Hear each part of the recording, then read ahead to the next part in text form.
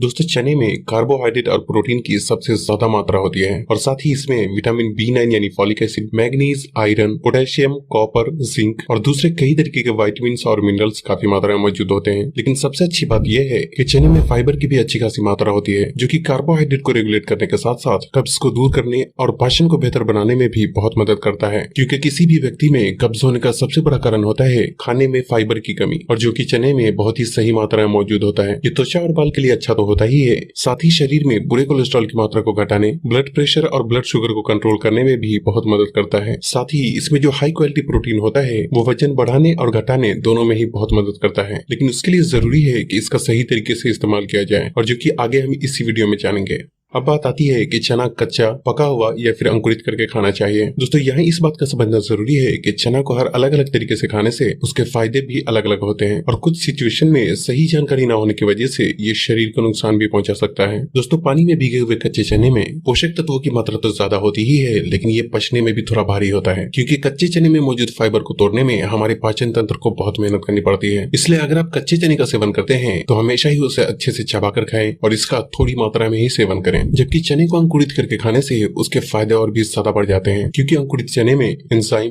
Protein, vitamin, minerals और fibre की मात्रा काफी हद तक बढ़ जाती है। और यहाँ समझने वाली बात यह भी है कि वैसे भी चना complete source of protein food नहीं माना जाता, क्योंकि इसमें मेथियोनिन नाम का एक अमीनो एसिड मिसिंग होता है। लेकिन चना अंकुरित होने के बाद इसमें पूरे अमीनो एसिड की पूर्ति हो जाती है और ये एक कंप्लीट प्रोटीन फूड बन जाता है। लेकिन यहाँ इस बात का भी ख्याल रखना जरूरी है कि अंकुरित चने के इतने सारे फायदे होने के बावजूद इसमें एक कमी भी पाई जाती है, और जो कि है इसमें पाया जाने वाला बैक्टीरिया। भीगे हुए चने को अंकुरित होने के लिए लंबे समय तक रखने की वजह से इसमें कुछ बैक्टीरिया ग्रो होने के भी चांसेस बहुत ज्यादा बढ़ जाते हैं, और यही वजह है कि बच्चे, बूढ़े और गर्भवती महिलाओं को अंकुरित चना कच्चा यानी कि बिना उबाले हुए इस्तेमाल नहीं करना चाहिए, क्योंकि इन लोगों की इम्यूनिटी पावर कमजोर होती है, जिससे कि कच्चे अंकुरित चने में मौजूद बैक्टीरिया शरीर को नुकसान भी पहुंचा सकता है। जबकि चने को उबालकर या फिर थोड़ा पकाकर खाने से उसमें विटामिन और मिनरल्स की मात्रा में थोड़ी कमी तो आती है, लेकिन ये खाने में ज्यादा सेफ और पचने में ज्यादा आसान हो जाता है, जिससे कि इसका हर कोई इस्तेमाल कर सकता है। अब बात आती है कि चना कब खाना चाहिए, यानी इसे खाने का सही समय क्या है। दोस्तों पके हुए चने का दिन भर में कभी भी इस्तेमाल किया जा सकता है, लेकिन ज्यादा बेहतर यह है कि इसका सुबह के नाश्ते में इस्तेमाल किया जाए। जबकि पानी में भीगे हुए यानी कच्चे चने का हमेशा ही सुबह खाली पेट ही इस्तेमाल करना चाहिए, और इसे खाने के बाद दूसरा कुछ भी खाने के लिए कम से कम 1 से 1.5 घंटे का गैप जरूर रखना चाहिए, ताकि चना के खाने का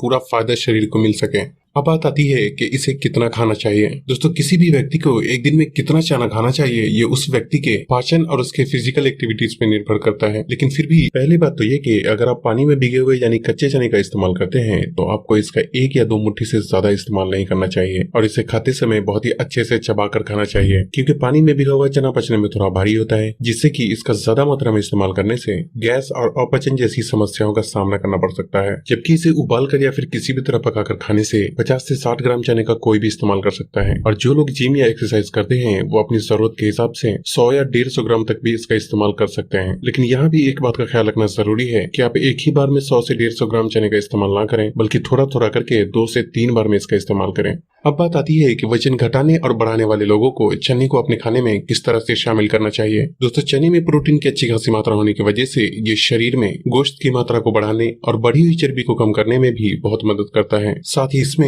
कार्बोहाइड्रेट के साथ फाइबर मौजूद होने की वजह से ये एक लो ग्लाइसेमिक फूड की श्रेणी में आता है, और जो कि बहुत ही अच्छी बात है, क्योंकि लो ग्लाइसेमिक फूड शरीर में धीरे धीरे एब्सॉर्ब होता है, जिससे कि ये खून में शुगर और शरीर में चर्बी की मात्रा को बढ़ने से रोकता है। अगर आप वजन घटाने की डाइट फॉलो कर रहे हैं तो बेहतर है कि 20 से 25 ग्राम चने को पानी में डालकर रात भर फूलने के लिए छोड़ दें और सुबह उठकर उसे अच्छे से चबाकर खाएं, क्योंकि कच्चे चने में पोषक तत्वों की मात्रा तो ज्यादा होती ही है, साथ ही ये शरीर में धीरे धीरे पचने की वजह से भूख को भी काफी हद तक कंट्रोल में रखता है, जिससे कि वजन घटाने में बहुत मदद मिलती है। और अगर आपको कच्चा चना ठीक से नहीं पचता या फिर गैस की प्रॉब्लम होती है तो बेहतर है कि चने को उबाल कर खाएं। साथ ही आप चने को कच्चा खाएं या उबाल कर उसके टेस्ट को इनहेंस करने के लिए आप उसमें प्याज, टमाटर, धनिया पत्ता, थोड़ी सी हरी मिर्च, नींबू का रस और चुटकी भर नमक का भी इस्तेमाल कर सकते हैं, क्योंकि ऐसा करने से टेस्ट तो बेहतर होता ही है, साथ ही इसमें पोषक तत्वों की मात्रा भी कुछ हद तक बढ़ जाती है। इसके अलावा अगर आप चाहें तो थोड़े से भुने हुए चने का शाम को स्नैक्स के रूप में भी इस्तेमाल कर सकते हैं। लेकिन यहाँ भी इस बात का ख्याल रखना जरूरी है कि भुने हुए चने को भी छिलके के साथ ही खाएं, क्योंकि पूरा फाइबर इसके छिलके में ही मौजूद होता है।